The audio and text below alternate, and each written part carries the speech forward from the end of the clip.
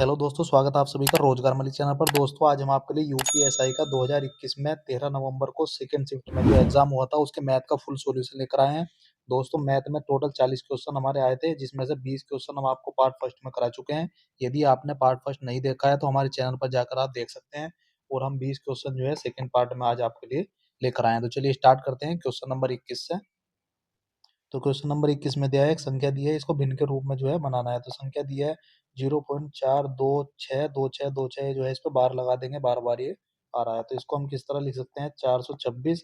जिस संख्या पर बार नहीं होता है उसको जो है घटा देते हैं, तो 4 घटा देंगे और बटे में जितनी संख्या पर बार होता है उतनी बार 9 लिखते हैं, और जितनी पर बार नहीं होता है उतने जीरो हम बटे में लगा देते हैं। तो क्या करेंगे, 426 में से 4 जाएगा तो क्या बचेगा, 422 और बटे 990। तो डिवाइड कर लेंगे, 2 से कट जाएगा, लेकिन आंसर हमारा यही दिया है। डिवाइड इसने जो है कैलकुलेशन नहीं किया, 422/90 ऑप्शन सी आपका सही उत्तर हो जाएगा। चलिए अगला क्वेश्चन देखते हैं, क्वेश्चन नंबर 22। तो क्वेश्चन नंबर 22 जो है कथन और निष्कर्ष से संबंधित है। इसमें कथन दिया है राहुल एक दिन में 20 पृष्ठ पढ़ता है। अब इसमें निष्कर्ष एक दिया है, राहुल पढ़ने में कमजोर है। तो राहुल पढ़ने में कमजोर है कि पढ़ने में तेज है, 20 पृष्ठ पढ़ने से ये पता नहीं चलता है, मतलब जो है बाहर की बात ये की गई है, तो ये गलत हो जाएगा। राहुल की परीक्षा चल रही है, तो परीक्षा के बारे में भी कोई वर्णन नहीं किया गया है, कोई बात उसने नहीं बताई है, तो ये भी जो है गलत हो जाएगा। तो दोनों गलत हो जाएंगे, आपका सही उत्तर हो जाएगा ऑप्शन डी। तो इसको देख लेंगे, आपका सही उत्तर हो जाएगा ऑप्शन डी।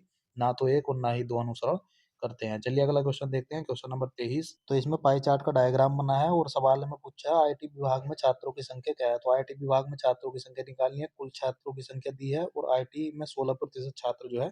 तो आईटी विभाग में छात्रों की मैं संख्या निकाल लूंगा, तो आईटी बराबर हो जाएगा, कुल छात्रों की संख्या लिख देंगे 12,200, इसका निकाल दूंगा मैं 16%। 16/100 में करूंगा, डबल जीरो कट जाएगा।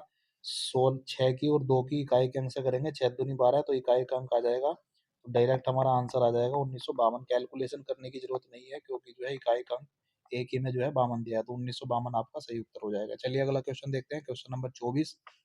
एक श्रेणी दी है और इसमें पूछा है 151 पदों का योगफल पूछा है। तो ए का मान हो जाएगा 243, और इसमें जो है सर्वांतर देखेंगे, सर्वांतर डी का मान क्या हो जाएगा, 256 दिया है, 243 से 256 मतलब 13, 13 13 जुड़ रहा है सब में, तो डी का मान आ जाएगा 13। हमारा जो है एन पदों के योगफल का फॉर्मूला होता है एस एन बराबर n/2 और 2a+n-1, और यहाँ होता है डी और ब्रैकेट कर देंगे 1। तो ये फॉर्मूला है, इस फॉर्मूले में मान रखेंगे और जो है आंसर आ जाएगा। तो एस 151 बराबर हो जाएगा 151/2, और 2a का मान है 2 गुणा 243, और प्लस n-1 मतलब 150, और ये डी का मान आ जाएगा 13। इसकी कैलकुलेशन कर लेंगे, बराबर हो जाएगा 151/2, और 243 की 2 से गुणा करेंगे 486, और प्लस 13 की और 150 की गुणा करेंगे, 13 पंजे 65, हासिल लगे 6, 13 का ना 13 और 6 19, बराबर हो जाएगा 151/2, और ये जोड़ देंगे 6 8 5 13 का 3, हासिल लगा 1, 9 4 13, और 1 14, हासिल लगा फिर 1, और 1 हासिल लग जाएगा, तो क्या हो जाएगा 2, 24 36। 2 से इसको भाग कर लेंगे तो 151 गुणा 2 ही का ना 2, 2 दूनी 4, 2 ही का ना 2, 2 बटे 16। तो लास्ट में इकाई का अंक 8 की मैं 1 से गुणा करूंगा, तो आपका ऑप्शन आ जाएगा ऑप्शन बी 18 39 18। क्या आ जाएगा 18 39 18, आपका सही उत्तर हो जाएगा ये। चलिए अगला क्वेश्चन देखते हैं, question number 25। 42 metre, 63 metre, 84 metre तथा 105 मीटर की लंबाई को पूर्णतः मापने के लिए उपयोग की जाने वाली अधिकतम लंबाई की छड़ जो है ज्ञात करनी है। तो उसका मैश से निकालना है, मैश है वह बड़ी से बड़ी संख्या जो इन सबको डिवाइड कर दे। तो मैश से क्या होगा, 42 63 84 और 105 आपको दिखाई दे रहा है, किससे कटेगा, 21 से। 24 से 42 नहीं कटेगा, 22 से भी नहीं कटेगा, 23 से भी नहीं कटेगा, केवल 21 से कटेगा। तो आपका आंसर आ जाएगा 21। चलिए अगला क्वेश्चन देखते हैं, क्वेश्चन नंबर 26।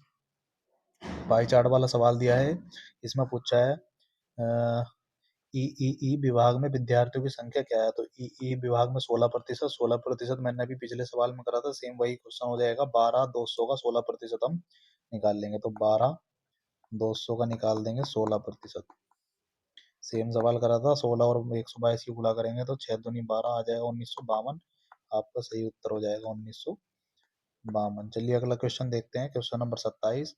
एक संख्या को 405 से विभाजित करने पर 30 शेष बचता है, 27 से भाग करने पर शेषफल क्या होगा? तो 405 से जब भाग कर रहे हैं तो 30 शेष बचता है, अब 27 से भाग करेंगे क्योंकि 405 भी 27 से कटता है। सवाल जो आता है, यहाँ जो संख्या दी होगी वो 27 से कटेगी। अब 27 से 30 को हमें डिवाइड करना है, क्योंकि जो संख्या 405 से कटेगी वो 27 से भी कट जाएगी। अब 30 शेष बच रहा था, इस 30 को जो है 27 से अगर मैं डिवाइड करूँ, 27 का ना 27, तो शेष कितना बचेगा? 3। तो आपका सही उत्तर हो जाएगा ऑप्शन बी। चलिए अगला क्वेश्चन देखते हैं, क्वेश्चन नंबर 28। तो ये सवाल आपका दंडारेख से संबंधित है। इसमें लड़के और लड़कियों की संख्या को जो है दर्शाता है दंडारेख। ये जो है बॉयज हो जाएंगे, गर्ल्स हो जाएंगी। तो अब बताना है हमको कॉलेज बी में पढ़ने वाली लड़कियों की संख्या। तो कॉलेज बी में पढ़ने वाली लड़कियों की संख्या सभी कॉलेज में पढ़ने वाली लड़कियों की कुल संख्या का कितने प्रतिशत? तो सभी कॉलेज में जितनी भी है उसको जोड़ देंगे। सबसे पहले ए में दिए हैं 120 लड़की, फिर 170 लड़की, 165 लड़की, उसके बाद जो है 105 लड़की, और उसके बाद 120 लड़की। सभी को जोड़ देंगे। 5 और 5 10, हासिल लगा 1। तो 3 और 7 10, 10 6 16 17 18 का 8, हासिल लगा 1। 1 2 3 4 5 और 6, 668 आ जाएंगी टोटल। टोटल लड़की 668 है, और 170 बी में दिए हैं 170। तो बी जो है प्रतिशत गर्ल्स कितना आ जाएगा? बी का 170 है, कितने में से? 680 में से गुणा 100, तो 17 चौक 68 आ जाएगा। 4, 1/4 का मतलब आ जाएगा 25%। आपका सही उत्तर आ जाएगा ऑप्शन बी। चलिए अगला क्वेश्चन देखते हैं, क्वेश्चन नंबर 29। सेम सवाल है, इसमें पूछा है कॉलेज ए में पढ़ने वाले लड़कियां, कॉलेज ए में पढ़ने वाली लड़कियां, कॉलेज ई में पढ़ने वाले लड़कों की संख्या, कॉलेज ई में पढ़ने वाले लड़कों की संख्या से कितने प्रतिशत अधिक है? तो 90 से 120 कितना अधिक है? 30 अधिक है। तो 30 अधिक है तो कितने प्रतिशत अधिक है? तो अधिक का पूछा है, अधिक अधिक कितने प्रतिशत है? प्रतिशत में निकालेंगे तो 30 अधिक है, कितने से? 90 से गुणा 100। तो सोल्व कर लेंगे तो एक 30 या 90 आ जाएगा। 1/3 का मतलब होता है 33, सही 1/3%। तो आपका ऑप्शन आ जाएगा डी। चलिए अगला क्वेश्चन देखते हैं, क्वेश्चन नंबर 30। तीन मित्र एबीसी एक व्यापार 2 3 4 के अनुपात में निवेश करते हैं। मतलब एक ए है, एक बी है, एक सी है। इसने यदि 2 रुपए लगाए तो इसने 3 लगा दिए, इसने 4 लगा दिए।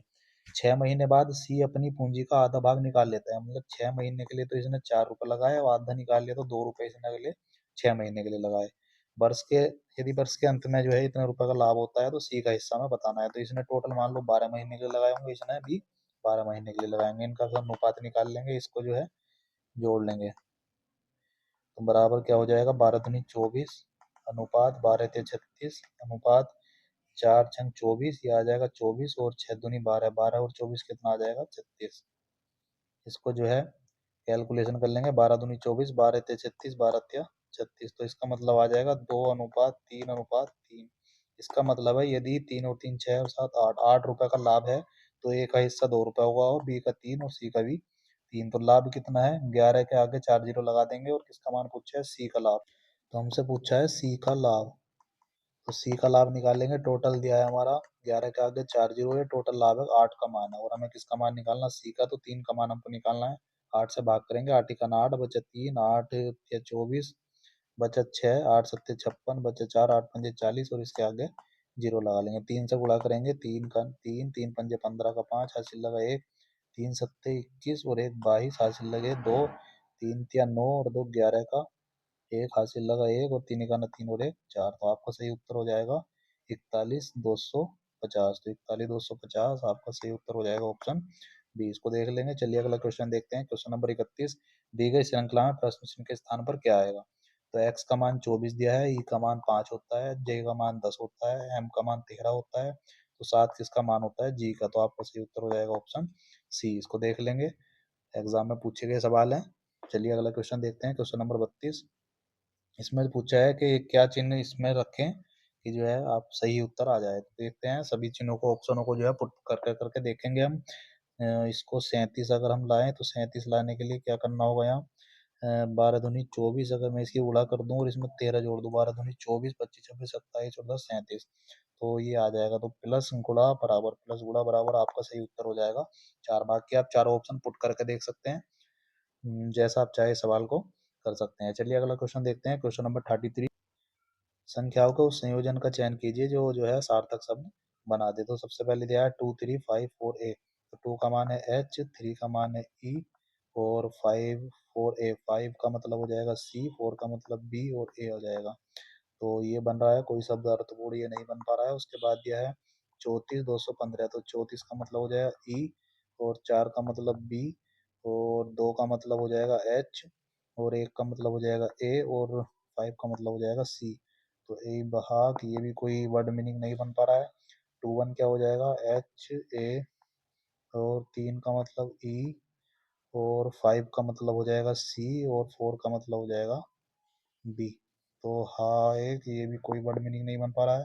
तो इसका आंसर 4 ही सही होगा, एक बार चेक कर लेते हैं। 4 का मतलब हो जाएगा बी, और 3 का मतलब हो जाएगा ई, उसके बाद दिया है एक ए, और जी सी एच। तो बीच हो जाएगा, बीच मतलब होता है जो समुद्र के पास में होता है, बीच। तो बीच मतलब समुद्र के पास वाली जगह को बोलते हैं, तो आपका सही उत्तर हो जाएगा ऑप्शन 4। चलिए अगला क्वेश्चन देखते हैं, क्वेश्चन नंबर 34।